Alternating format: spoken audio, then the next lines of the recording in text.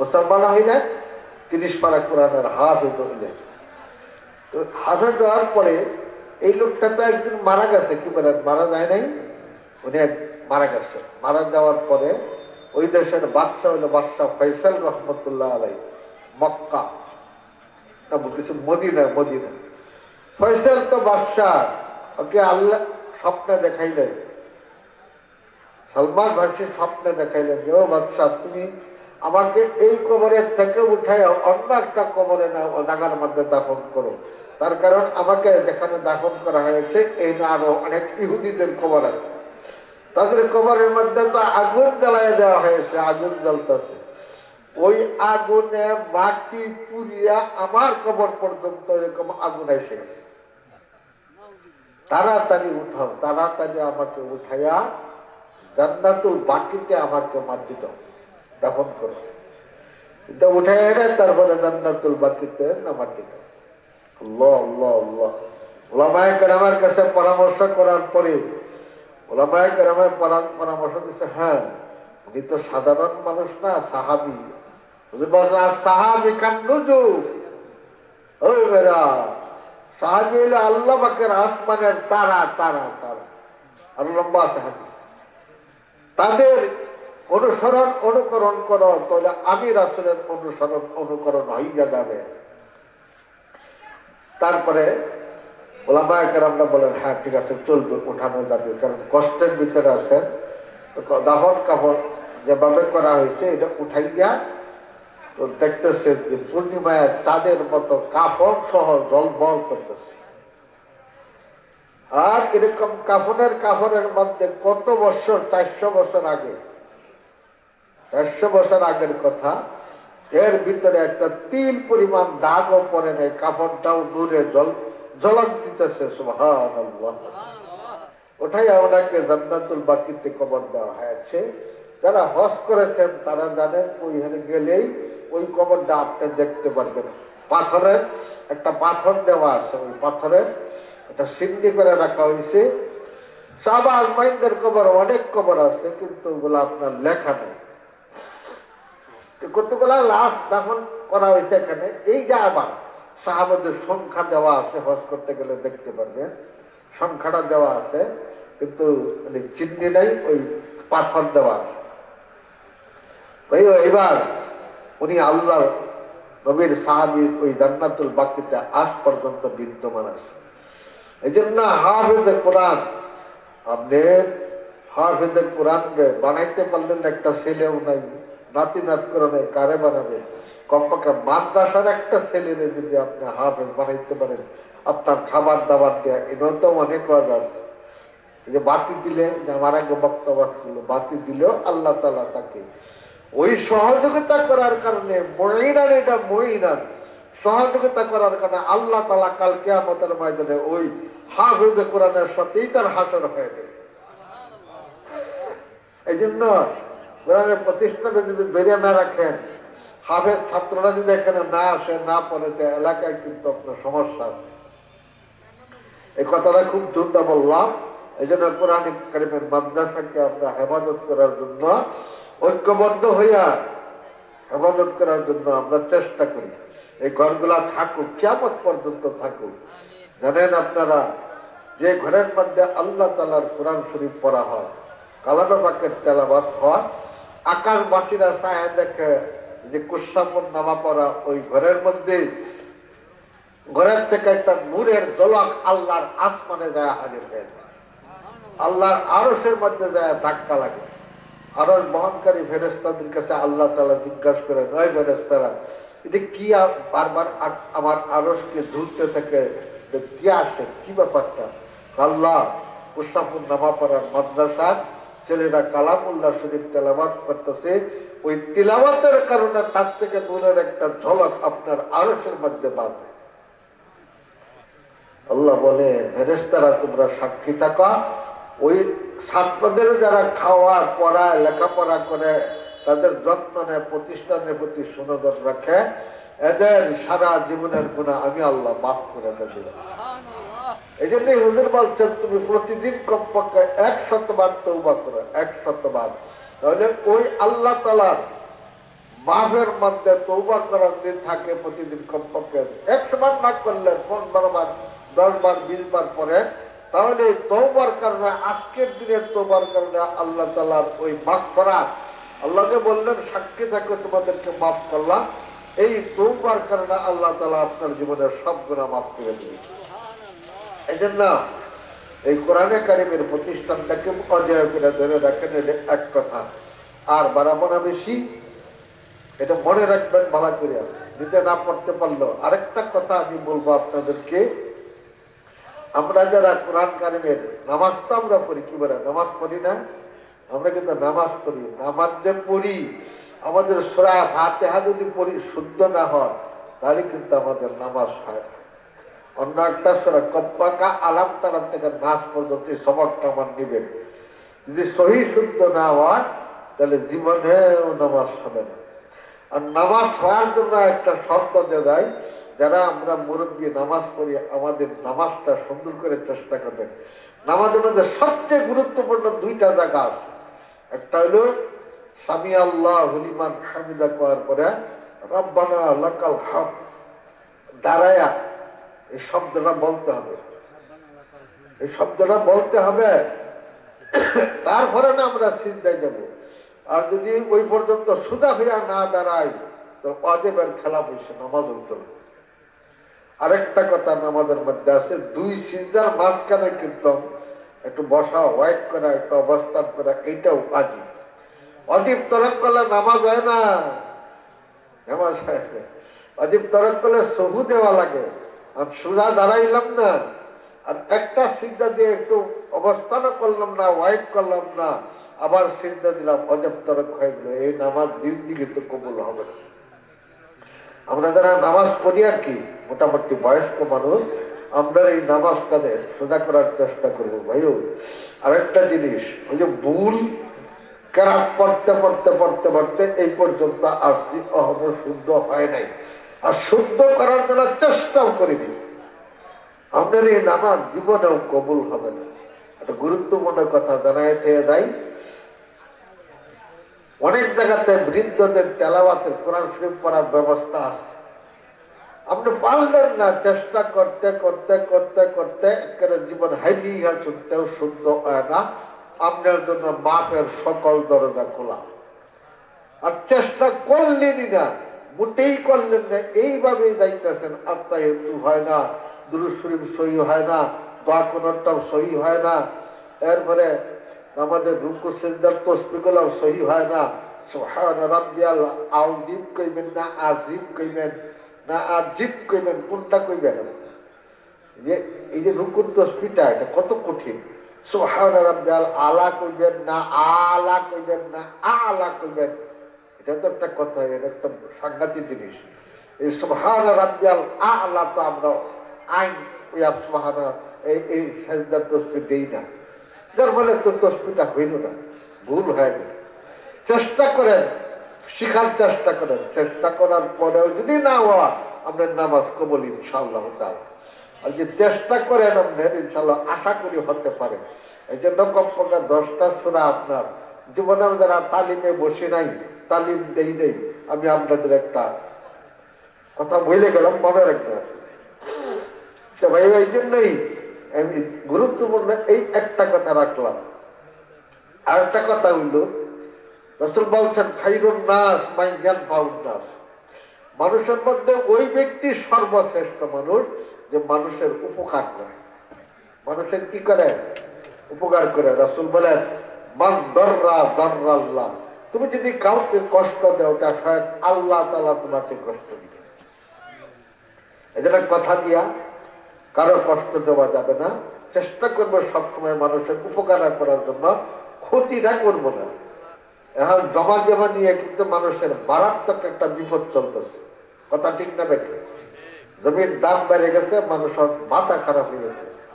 আরেকটা জিনিস হলে মানুষের ক্ষতি করি, গাছ লাগাই, আর রেন্ডি গাছগুলা লাগাই, করি না? করি না? আমিও করি, মানে আমিও করি। এই যে গাছ লাগাই যদি ক্ষতি করতেছিল, সাংঘাতিক বড় ক্ষতি।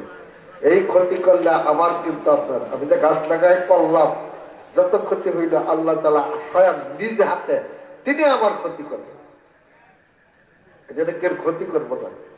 গেল 3 নম্বর কথা। আরেকটা কথা বলি, আমার কথা খাটা করে দিল।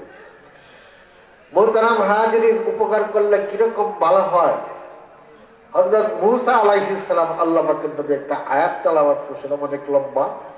এই আয়াতের ব্যাখ্যা দিতে দেখা আলোচনা করলে ভালো হইতো। উনি কিপ্তিরে মাইরিয়া, এটা কোরআনে কারিমের কথা, কিপ্তিরে মাইরিয়া হাইরিয়া উনি কিন্তু এই দেশ ছাড়িয়া তারপরে চলে গেলেন মাদিয়ান। ওয়ালাম্মা তাওয়াজ্জাহা তিলকা মাদিয়ান ক্বালা আসা রাব্বি আন ইয়াহদিয়ানি সাওয়াআস সাবিল। ওয়ালাম্মা ওয়ারাদা মাআ মাদিয়ান ওয়াজাদা আলাইহি উম্মাতাম মিনান নাসি ইয়াসকুন ওয়া ওয়াজাদা মিন দুনিহিম ইমরাআতাইনি তাযুদান ক্বালা মা খাতবুকুমা ক্বালাতা লা নাসকি হাত্তা ইউসদিরার রিয়াহ ওয়া আবুনা শাইখুন কাবীর। আল্লাহ তাআলা সূরা কাসাসের মধ্যে এই একটা বিস্তর আলোচনা করেছে, উপকার করলে লাভটাকে। হযরত মূসা কালিমুল্লাহ কিপ্তিরে মেরে সরাসরি আল্লাহ তাআলার অর্ডারে তিনি মাদিয়ান চলে গেলেন। মাদিয়ান যায় দেখতেছেন পুরা ময়দান, বিশাল সুন্দর একটা এলাকা। মাদিয়ানের এলাকাটা গাছপালা বৃক্ষলতা আছে, জমিটাও নরম জমি, ওখানে ছাগলে খাওয়ার মতো ঘাস আছে, আর বিভিন্ন ছাগল দুম্বা এরা ঘাস খায়, দেখতে ভালো লাগছে। তো তিনি এরকম এক গাছের নিচে বসে বসে জিমাইতেছে, জিমাইতে এক পর্যায়ে ঘুমাই গেছে। ঘুমাই যাওয়ার পরে একটু ঘুমিয়ে গেছেন, ক্লান্ত, দূর পড়তে গেছেন, ফেরাউনে আবার দরিয়ালা নাকি পেরেশানি। যাই হোক, খাবলা করা তো অনেক বুঝবেন না, কিছুটা বুঝবেন ইনশাল্লাহ। তারপরে বিকাল যখন ঘরে আইসে চায় দেখে যে এই প্রান্তের এক প্রান্তে 2টা মহিলা ঘুম টাইনা দাঁড়িয়ে আছে। 2টা মেয়ে ঘুম দিয়া মাথার মধ্যে ঘুম দিয়া দাঁড়িয়ে আছে। ঘুমাছে আজকাল মহিলাদের ঘুম দেখছেন কি নেই? আহা, ফার্সি করার সময় নেই, ঠিক ফার্সি আই জননেক ভর্মা বরু পারসা, জননেক ভর্মা বরু পারসা, কোনাত মর্দে দরবেশেরা বাদশা, কোনাত মর্দে দরবেশেরা বাদশা। সতী নারী যারা, এদের স্বামী তাদের স্বামী কিন্তু দিনদার পরহেজগার থাকে, মুত্তাকিনী স্বামী তারা পায়। আর অসৎ দ্বারা এই নিয়ে গন্ডগোল। বলতেছিলাম ঘুমটেন না 2টা নারী দাঁড়িয়ে আছে। 2টা সকল মানুষ দেখলাম একটা কুপির থেকে পানি উঠায় হারিয়া ছাগলকে খাওয়ায় সব মানুষ চলে গেল। আর 2জন যুবতী মহিলা, এত সুন্দর দেখা যায়, এদের কাপড়ের ভিতর থেকেও সুন্দর বারো। এরা যেন দাঁড়ায় দিল, রাত্র হয়ে গেলে তাদের সমস্যা হয়ে যাবে। উনি একটু ইচ্ছা করে আগায়া অন্যদিকে তাকায় বললেন, তোমরা কারা, এখানে দাঁড়াইছো কেন? সবাই তো চলে গেছে। কূপের মধ্যে একটা ভিড় থাকে, কুয়ার থেকে পানি উঠাইলে ভিড় থাকে, তো তারা তো ভিড়ের মধ্যে পানি খাওয়া, অন্য মহিলা পুরুষ তারা চলে গেছে।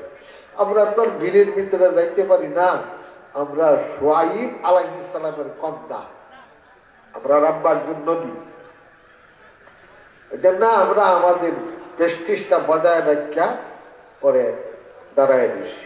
দাঁড়াই যাচ্ছে, পানিটা কেমনে পান করবা? ছাগল তো বারবার পানির দিকে আসে, তো কিছুই তো কল্লা টল্লা না, তো কেমনে কি হবে? ভাইউল মোহতারাম ভাই, এই কূপের মধ্যে পানি খাওয়াইয়া তারা একটা ঢাকনা দিতে গেছে, ঢাকনাটার ওজন হইল 40 মণ। এটা খোলার কোন শক্তি আমাদের হাতে নাই। ভালো ভালো মানুষ আসবে আসরের সময়ে, দিনদার পরহেজগার মুত্তাকিনা মানুষ আসবে। শুআইব আলাইহিস সালামের উম্মতের মধ্যে এরা 1 নম্বর ব্যক্তি। তা আসলে তারা ঢাকনা খুলবে, ওই খোলার ভিতরে আমরা পানি পান করাবো। হায় হায় রে, এরা রাইতে রাত্র হইতে। আচ্ছা ঠিক আছে, আসো তো দেখি ঢাকনাটা আমি খুলতে পারি। প্রত্যেক নবীর হাতে কিন্তু আল্লাহ তাআলা 40টা যুবকের শক্তি দিতেছে। সুবহানাল্লাহ, 40 জন নবীর শক্তি। আরো কথা আছে।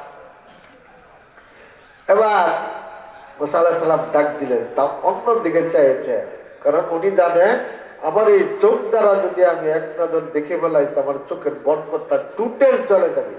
আলেম নবীন আমি একজন নেককার মানুষ থাকা সত্ত্বেও আমার চোখে কোনো বরকত থাকবে না, তত আমি সর্বনাশ হয়ে যাব। এই জন্য মহিলাদের দিকে তাকায় না তাকায় অন্যদিকে তাকায় আলছে। তোমরা একটু ধরবা, একটু হেল্প আমাকে করবা, আমি চেষ্টা করবো পাথরটা উঠাইতে। পাথরের ডাক না তো মুসা আলাইহিস সালাম তিনি শক্তি খরচ করিয়া মেয়েরা ধরার লজ্জা হাঁটতেছে, তো ধরার একটু ধরছে বা না ধরছে বুঝেন না। মুসা আলাইহিস সালাম ডাক না একেবারে উঠাইয়া টানে দেয়া দিছে, পানি খাওয়া। ওইটা তো বালতি যে ওজন, এই বালতি তো আমরা মহিলা মানুষ এটা উঠানো কঠিন, এটা যে কেউ উঠায় না। এই জন্য বালতিটাও অনেক ভারী একটা বালতি। ঠিক আছে আসো, আমি তো তোমাদের একটু উপকার করি। তারপরে উনি উপকার করা শুরু করলেন, বালতিটা ফালা বইরা তারপরে একবারে টানে উঠায় দেয়। সমানে পানি ঢালতেছে বড় গামলার মধ্যে, বোলের মধ্যে। ছাগলটা পানি খাইতেছে যাইতেছে, খাইতেছে যাইতেছে, সব ছাগলটাই পানি খাইয়া করে পরিষ্কার। ওরা মহিলারা তো আমাদের হাসতেছে যে আলহামদুলিল্লাহ আলহামদুলিল্লাহ, এই উপকার যিনি করেছেন আল্লাহ তুমিও তাকে উপকার করো, দোয়া করছি। মুসা আলাইহিস সালাম বললেন, সুন্দর তো এরা আমার জন্য একটা দোয়া করেছে। যাইতেই কারণ দুইজনের, একজনের নাম সাফুরা আর একজনের নাম হলো সাগুরা। আসেন ভাই আসেন। তার মনে মনে বলতেছে আব্বা তো জিজ্ঞাসা করবা আজকে আপনি এত তাড়াতাড়ি তোমরা কেমনে আইলা। তখন আমরা কিন্তু যুবকের কথা আলোচনা করব, সূরা কাসাস। তারপরে যাই ঠিক ওইভাবেই তারা তাদের আব্বার লগা আলোচনা করেছে। তাহলে যুবক তোমরা ইহসান করলে না, যুবকের প্রতি একটু সহনশীলতা করা দরকার ছিল, যেহেতু সে তারা তোমার উপকার করেছে এবং কাজ করছে, কাজের কিন্তু শরীরের ঘাম শুকাইবার আগে বেতন দেন লাগে। এটা হইল আল্লাহর নবীর বিধান। কার বিধান? আল্লাহর নবীর বিধান। হাদিস আছে। তো আমরা কিন্তু কামলা লই যে কামলারে কিন্তু ঘাম শুকাইবার আগে বেতন দিই না, ঘুরাইয়া গাড়াইয়া কত ভাই কামলা করে টেহা দিই। এটা তোমার স্বপ্ন ইল্লা মাশাআল্লাহ কিছু মানুষ আছে যারা আপনার ঘাম শুকাইবার না কাজ শেষ বেতন দেবে, আছে না? আছে, আমাদের বেতন দিতে হবে। তাহলে বেতন তো আর দিছি না, ঠিক আছে তাহলে দাও। তোমাদের মধ্যে একজন পাক করো যুবকটার জন্য, আরেকজনকে দাওয়াত দাও। তো বড় মেয়ে বলতেছে ঠিক আছে আমি যাই, তুমি একটা সোহাইব আলাইহিস সালাম বললেন একটা ছাগল জবাই করিয়া এটা বুড়া করা আর কতগুলা রুটি বানাও। যুবক নাকি হ্যাঁ করে টিপটপ একজন যুবক, সুস্থির চেহারা, দেখার মতন মানুষ, দেখার মতো মানুষ। তারা আরো একটু মানে এটার রং লাগায় কইতেছে আর কি। তারপরে রং লাগায় নাই, হুবহু বলছে তাহলে দাও জলদি করে যায় নিয়ে আস। তো মুসা আলাইহিস সালামের কাছে আসলেন, আয় দেখে সুম্মাস্তাওয়া ইলা দিন, এটা খেলাইতেছে না, একটা গাছের নিচে বসে বসে তিনি জিভ পারতেছে, ক্লান্ত তো। সুম্মা তাওয়াল্লা ইলা দিল্লি ফাকাল রাব্বি আউজিনি আন আশকুরা নিয়ামাত রাব্বি আউজিনি আন আশকুরা নিয়ামাতাকাল্লাতী আনআমতা আলাইয়া ওয়া আলা ওয়া। পরিষ্কার মনে করতেছে না। আচ্ছা যাই হোক, গাছের নিচে তিনি এরকম জিভ পারতেছেন। বলতেছেন অন্যদিকে চাই ভাই আমার আব্বা তিনি একজন নবী, নবী আপনাকে ডাকছেন, নবীর ডাকে সাড়া দেওয়াটা আপনার উপর জরুরি, তাই আমার আব্বার ডাককে একটু কষ্ট করে আপনার সাড়া দেন। না না না, আমি তো যাবো না। কয় না, নবীর ডাকে সাড়া দেওয়ার ব্যাপারে আপনি শোনেন নাই কিছুই? আচ্ছা ঠিক আছে, তাহলে আর অন্য আলাপ বাড়াইলাম না। ঠিক আছে যাও। তো আগে মেয়েরা আগে আগে রাহাবরি করে, মুসাল্লাহ পিছন পিছন যা। তো কত রাস্তা যাওয়ার পরে একবার একটু নজর চলে গেছে মেয়ের। আপনারা জানেন ইমাম শাফি রহমতুল্লাহ আলাই তিনি পরামন থাকে না, এক সময়ের কথা, পরামন